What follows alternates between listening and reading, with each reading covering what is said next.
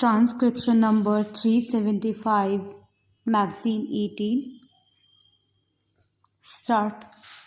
Madam Chairman, we in the House belong to different political persuasions.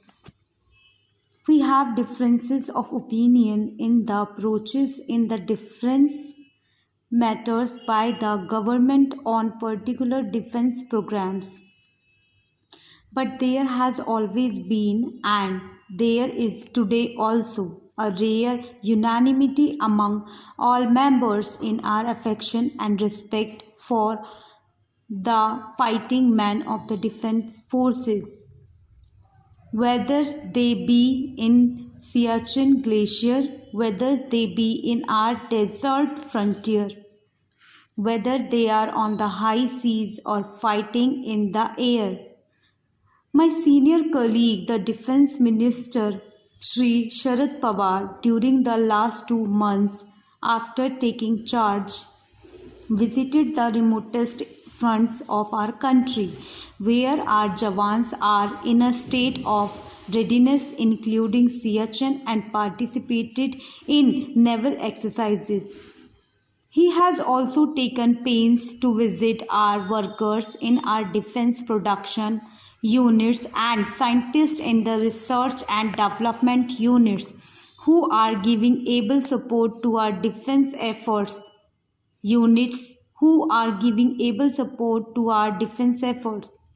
Madam, we are aware of the de-escalation of tensions in world, the reciting of the possibility of a nuclear war largely due to the epoch-making initiative taken by great world leaders.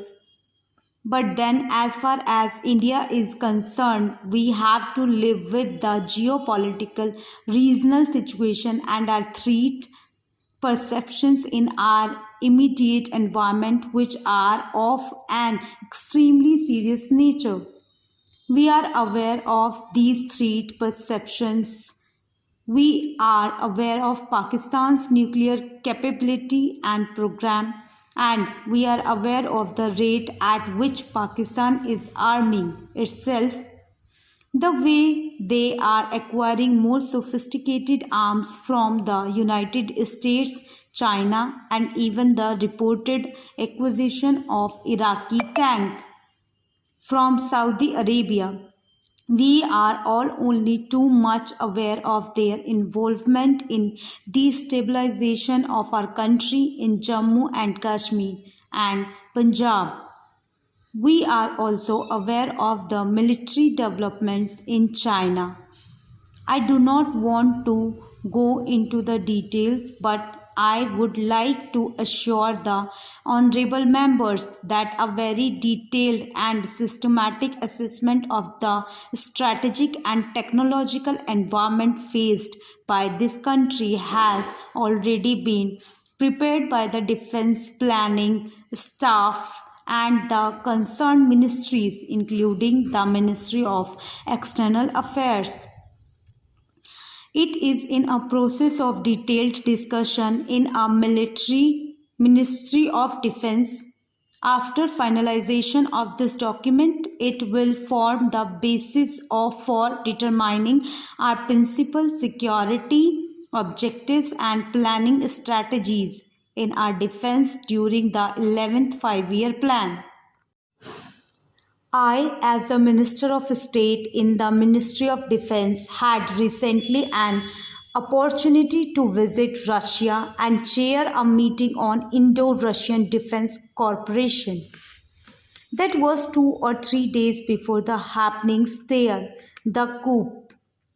We had very useful discussions, and I am happy to say that out of the 13 major issues which had to be sorted out with the Soviets in relation to the supply of spares and equipment and also continuing new programs, more than 10 issues were satisfactorily resolved and protocols entered into.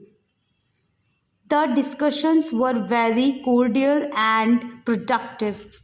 I would like to assure you, Madam Chairman, and through you, the house that Indo-Russian friendship and cooperation has been built on the strongest foundations by Pandit Jawaharlal Nehru and our national leaders for the last 40 to 45 years. This cooperation will be pursued. I would not like to say dependence on Russia as far as our armaments, equipment, or technology is concerned, but I would like to say that this cooperation is based on mutual respect. This is not a friendship between two peoples, two governments. This is a friendship between two nations who represent 1 billion people or one-fifth of the entire humanity. We are very sure, and that is the signal we are getting from Russia also, that the Indo-Russian friendship across the entire gamut or spectrum of cooperation we have painstakingly built over the years will continue, and the Indo-Russian Defense Corporation will be an integral part of it. India shall do everything in its part, and the Defence Ministry shall take such approaches as to strengthen this cooperation, and we hope that we will get complete reciprocity from Russia. This is not to say that we will not keep our windows open to the world.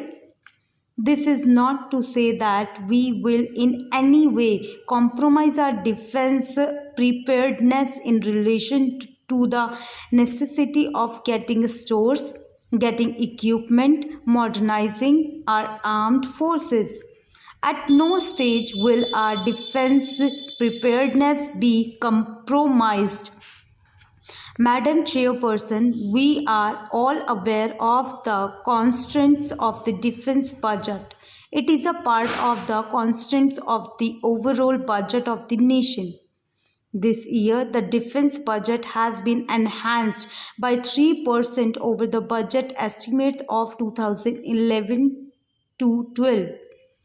This is less than the amount suggested by the Committee on Defense Expenditure, which was formed to curtail defense expenditure. This is much less than the demands projected by the services and the agencies under this ministry. 840 words और जिसमें कि कुछ words में से mispronounce हुए हैं, तो recheck कर लेना प्लीज़.